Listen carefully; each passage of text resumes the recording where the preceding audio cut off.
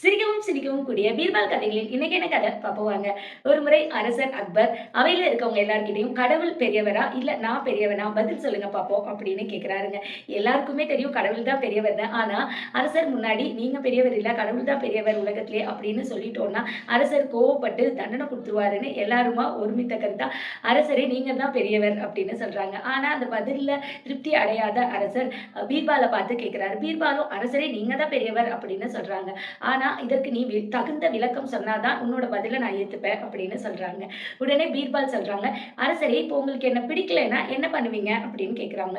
நாடு கடத்திட வேண்டியதான், இந்த நாட்டை விட்டே உன்னை வெளில அனுப்பிச்சிருவேன் அப்படின்னு சொல்றாங்க. இதே கடவுளுக்கு என்ன பிடிக்கலைன்னா என்ன பண்ண முடியும் சொல்லுங்க? எப்படி அவர் நாடு கடத்துவாரு? எல்லா நாடும் கடவுளுக்கு சொந்தம். தூணிலும் துரும்பிலும் எல்லா இடத்துலயும் கடவுள் இருக்காரு.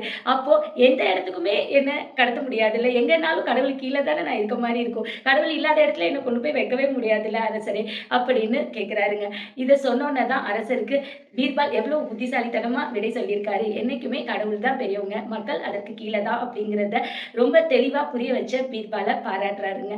கதையோட நீதிங்க, எப்பொழுதுமே நம்ம தான் பெரியவங்க நினைக்கவே கூடாதுங்க. நமக்கு மேல ஒரு பெரிய சக்தி அது கடவுளுங்க. கடவுள் தான் உலகத்திலேயே பெரியவங்கங்க.